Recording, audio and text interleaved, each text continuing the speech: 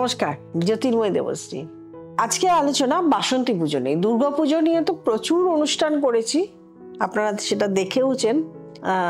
একটু মানে দুর্গাপুজো তো হয় আশ্বিন মাসে, কিন্তু বাসন্তী পুজো অরিজিনালি দুর্গাপুজো এটাই পুরনো পুজো। সব থেকে পুরনো পুজো হলো বাসন্তী পুজো, যেটা অরিজিনাল দুর্গাপুজো। এটার উদ্ভব কে করেছিলেন এবং কিভাবে বাসন্তী পুজো শুরু হলো সেটার একটু ইতিহাস বলবো, এবং বাসন্তী পুজো প্রসেস মানে কি করলে আপনারা সুখ শান্তি সমৃদ্ধি পাবেন সেটাও বলবো। বাসন্তী পুজো বা মা চণ্ডীর পুজো হয় চৈত্র মাসে, এবং ওটাও একটা নবরাত্রি। সেই নবরাত্রির সময়ও এই পুজোটা হয়, এবং এই চৈত্র মাসের পুজোটা, যে চণ্ডী পুজোটা যিনি মানে একদম শুরু করেছিলেন তার নাম কিন্তু হচ্ছে রাজা সুরথ। তিনি কেন করেছিলেন সেই কথাটাতে আসবো। রাজা সুরথ একদম খুব ভালো যোদ্ধা ছিলেন এবং ভালো ভালো রাজা ছিলেন। কোনোদিনও কারোর কাছে যুদ্ধে হারেননি, প্রত্যেকের কাছে যুদ্ধে জিতেছেন, এবং তার সভাসদ ছিল, খুব ভালো একটা রাজ্য ছিল। হঠাৎ করে প্রতিবেশী রাজ্যের সঙ্গে যুদ্ধ করার সময় তিনি হেরে যান।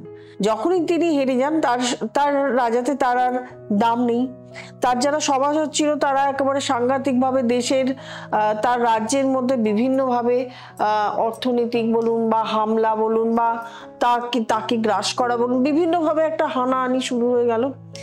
তাকে তার রাজ্য থেকে বের করে দেওয়া হলো। তিনি ঘুরতে ঘুরতে ঘুরতে ঘুরতে কোনো একটা মানে ঘুরতে ঘুরতে তার মনের কষ্ট, তিনি পৌঁছে যান হচ্ছে ঋষি মেধাসের আশ্রমে।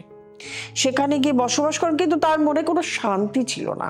শান্তিটা কিভাবে আসবে, কিভাবে তিনি আবার রাজ্য ফিরে পাবেন বা তার সম্মান ফিরে পাবেন, তিনি কিভাবে আবার সুখী হবেন, তার নিজস্ব সভা বা তার নিজস্ব সংসার, তার সন্তান, তার ওয়াইফ সবাইকে ফিরে পাবেন, আবার সুন্দরভাবে শান্তিভাবে বসবাস করবেন, এটা তার মনের মধ্যে সবসময় একটা কষ্ট থাকতো। এই করতে করতে তার সঙ্গে এক ব্যক্তির পরিচয় হয়, তিনি হলেন সমাধি। সমাধির সঙ্গে গল্পে তিনি জানতে পারলেন সমাধিও সে একই রকমই, তিনিও একজন, তার ওয়াইফ তাকে মানে তার পত্নী তাকে বাড়ি থেকে তাড়িয়ে দিয়েছে কোনো একটা কারণে, তিনি বিতাড়িত, এবং তিনি পত্নীর সঙ্গে থাকতে চান এবং ঘর সংসার করতে চান বলে তিনিও প্রচন্ড দুঃখে আছেন।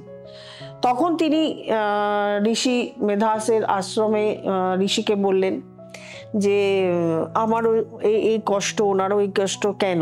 তখন বললেন যে এটি দেবী মহামায়ার একটি মানে খেলা। মহামায়া দেবী এগুলো করছেন। দেবী মহামায়ার আশীর্বাদ পেতে গেলে তার জন্য আরাধনা করতে হবে, তার পূজা অর্চনা করতে হবে, আরাধনা করতে হবে, তাহলেই তোমাদের সমস্ত কিছু সুখ শান্তি ফিরে আসবে। তারপরে শুরু করলেন রাজা সুরথ দেবী চণ্ডীর, বাসন্তী দেবীর মা দুর্গার আরাধনা, এবং আরাধনায় অবশ্যই তিনি আদেশ পেলেন চণ্ডী পুজো করার, এবং এই সময় চণ্ডী পুজো করা শুরু করলেন।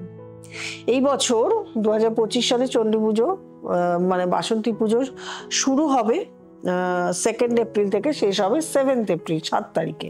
অ্যাকচুয়ালি আমি পুরো নবরাত্রিটার কথা বলে দিলাম, কিন্তু এই পুজো ষষ্ঠী থেকে দশমী অবধি হয়, এবং এর অষ্টমী পুজোটা হলো প্রচন্ড ইম্পর্টেন্ট। অষ্টমী এবং নবমী পুজো, এই দুটো পুজো হলো, এই দিনটা হলো প্রচন্ডভাবে ভাইটাল। মানে অরিজিনালি দেখা যায় এই দুটো দিনই লোকে পুজো অর্চনা করে। যেমন জগদ্ধাত্রী পুজোর একটা নিয়ম আছে, একদিনই মানে কলকাতাতে যে পুজোগুলো হয় একদিনই 4টি পুজো হয়।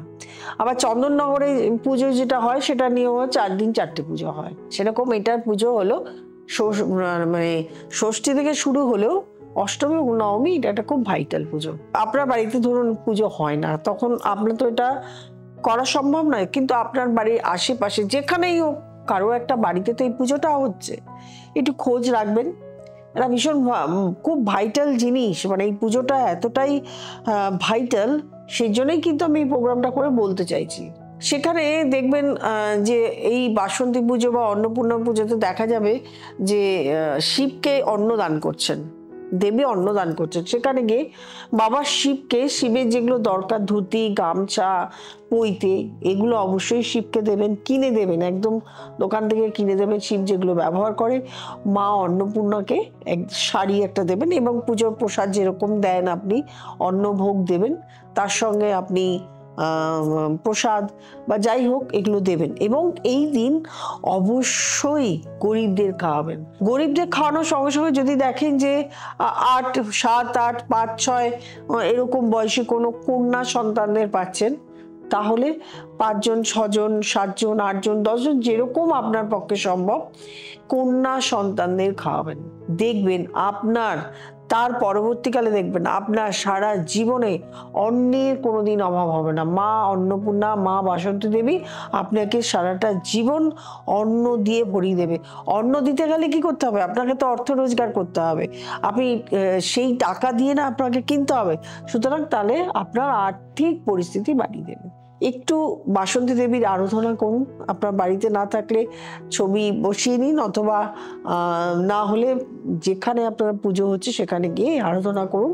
প্রত্যেকে ভালো থাকবেন, এটা করলে আপনাদের প্রত্যেকে ভালো হবে। এইভাবে আমি চেষ্টা করি আপনাদেরকে ভালো রাখার।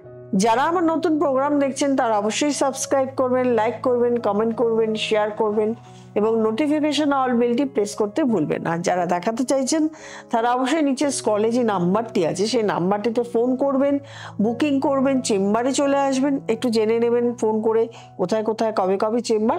আর যারা অনলাইন করাতে চাইছেন তারা অবশ্যই অনলাইন একটা প্রসেস আছে, সেই প্রসেসে আপনাকে বুকিং করতে হবে। বুকিং করে তারপরেই আপনাকে অনলাইন প্রসেস আপনি পেয়ে যাবেন। প্রত্যেকে ভালো থাকবেন, আনন্দ থাকবেন। নমস্কার।